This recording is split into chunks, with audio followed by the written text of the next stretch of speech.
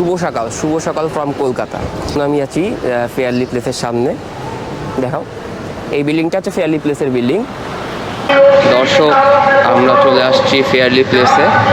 This is the fairly place. Name in block later not more than. দাদা, এটা কি ফেরত যাত্রা? 50-10 আচ্ছা, 5 বছরের।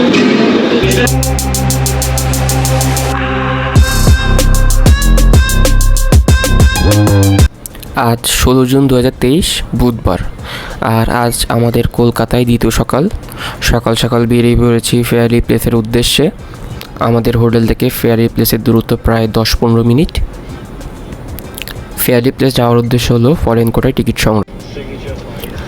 আমরা যেহেতু বেনারস যাব, তাই এই মুহূর্তে ফরেন কোটায় ফেয়ারলি প্লেস ছাড়া ট্রেনের টিকিট পাওয়া প্রায় অসম্ভব। আমরা ঠিক সকাল 11টায় ফেয়ারলি প্লেসে পৌঁছে যাই।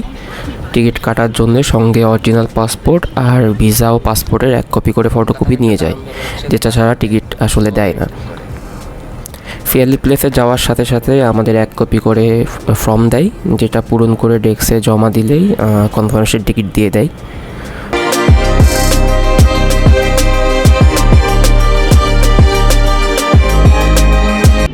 কলকাতার একটা দারুণ ব্যাপার হচ্ছে, এটা ট্রাফিক আইন খুব ভালোভাবে মেনটেন করে।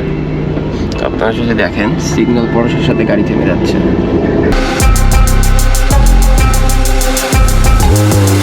ফর্মে আমরা আমাদের নাম, মোবাইল নম্বর, অ্যাড্রেস, আমরা কোন ট্রেনে যেতে ইচ্ছুক তার নাম লিখে পাসপোর্ট ও ভিসার ফটোকপি সহ জমা দিই। তারপর তাদের টিকিট অ্যাভেলেবিলিটি দেখে ক্যাশ রুপি জমা দিলেই আমাদের টিকিট দিয়ে দেয়।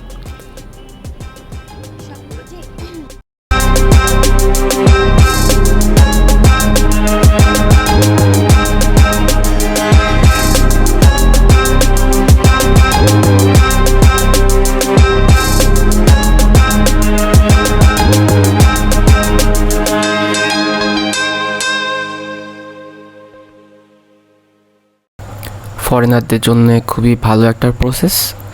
তারপরে বলে রাখা ভালো যে আমরা ফরেনাররা যে ফেয়ারলি প্লেস থেকে টিকিট কাটি, এক্ষেত্রে আমাদের 50% মূল্য বেশি লাগে। তৎকাল থেকে কাটলে হয়তো আমাদের এত টাকা মূল্য লাগতো না। তৎকালে আমাদের এই টিকিটের মূল্য ছিল 1200 সামথিং রুপি। সেম টিকিট আমরা ফেয়ারলি প্লেস থেকে ফরেন কোটায় কাটলাম 1700 সামথিং রুপি। পুরো ভিডিওটা দেখার বিশেষ অনুরোধ থাকছে।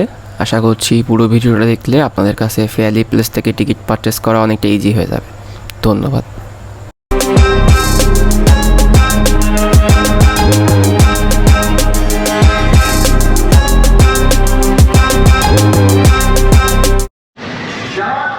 দর্শক, আমরা চলে আসছি ফেয়ারলি প্লেসে, মূলত বেনারসের ফরেন কোটায় টিকিট কাটতে।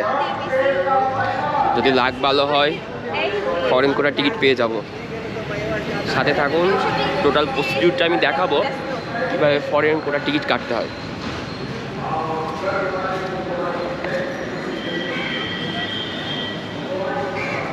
Okay. This is the Fairlie place.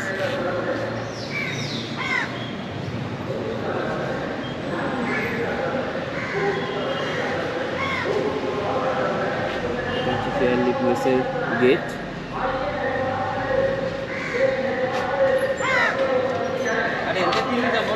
সাথেই থাকুন, টিকিট কাটার বাকি পর্বটা আপনাকে দেখাবো।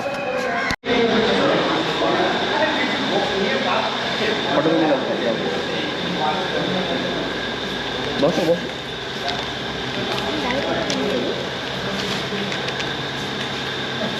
তুমি লিখতে পারবে না? তুমি লিখো।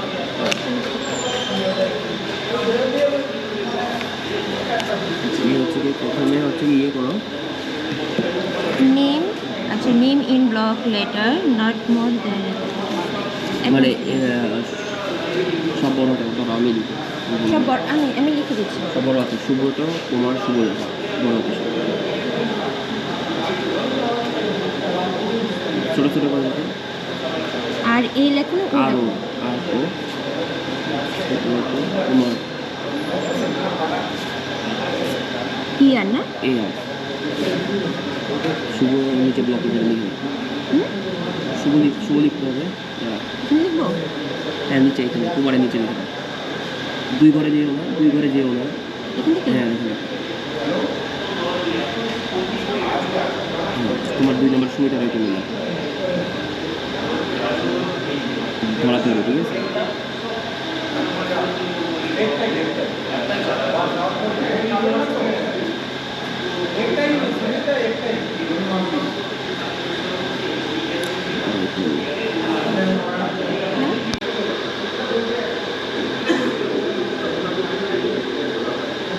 দাদা এটা কি ফেরত যাত্রা 50-10?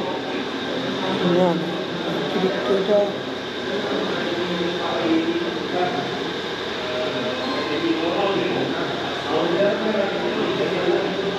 এটা পূরণ করতে হবে? সবাই তো করছে দেখো।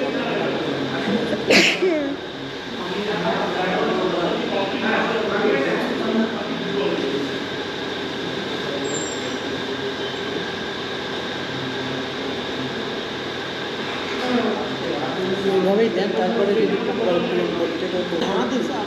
দাও এখানে হ্যাঁ লিখে দাও। এখানে কি লিখছে? আপনি যদি গরিব রথ এক্সপ্রেস ট্রেনে 3 AC অথবা দুরন্ত এক্সপ্রেসে স্লিপার সেন্টার ভ্রমণ করেন, বিছানার জন্য আবেদন করিতে পারিব। হ্যাঁ লিখে দাও। আচ্ছা এখানে যে এটা কি করবো? আমি দাও, ঠিক দাও, ব্যাস। এই যে এখানে দিতে হবে গৃহিণী ইস্যু। হ্যাঁ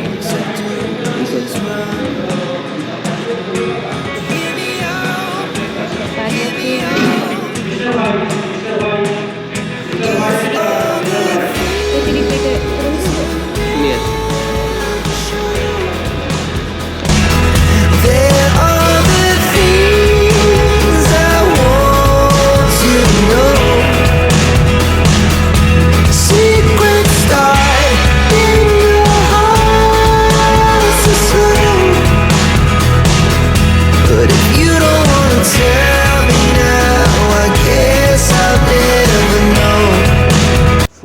শুভ সকাল ফ্রম কলকাতা।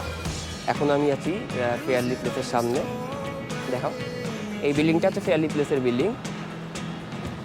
তো মাত্র আমি ফরেন করার টিকিট পেলাম হাওড়া থেকে বেনারস যাওয়ার উদ্দেশ্যে। আমি পেয়েছি AC 3 টায়ারের, AC 2 টায়ারের টিকিটটা পাইনি, আনঅ্যাভেলেবেল। আর আমার টোটাল পড়ছে হচ্ছে গিয়ে 3370 রুপি। এখানে টিকিট কাটলে হচ্ছে গিয়ে আপনাকে 50% ফরেনারদের জন্য 50% বেশি লাগে টাকা, 50% রুপি বেশি লাগে। অ্যাকচুয়াল প্রাইস হচ্ছে গিয়ে 1200 রুপি করে। যেহেতু আমরা ফরেন করা টিকিটটা কাটছি, এই জন্য আমাদের 50% টাকা বেশি লাগছে। আরেকটা গুরুত্বপূর্ণ কথা হচ্ছে, এখানে আসতে হলে অবশ্যই পাসপোর্ট সঙ্গে করে নিয়ে আসতে হবে, তাছাড়া এখানে কোনো এন্ট্রি নাই। আর সাথে 1 কপি পাসপোর্টের কপি, 1 কপি পাসপোর্টের সাথে ভিসার কপি সাথে করে নিয়ে আসতে হবে। তো আসুন দেখাই আপনাদের ফেয়ারলি প্লেসটা।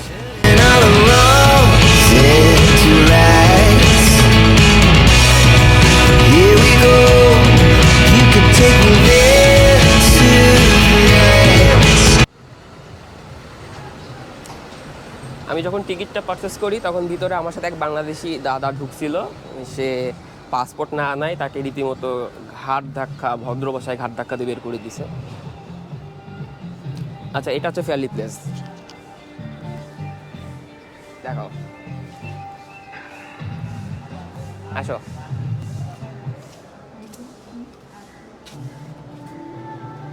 এই যেখানে লেখা আছে entry with passport in mandatory.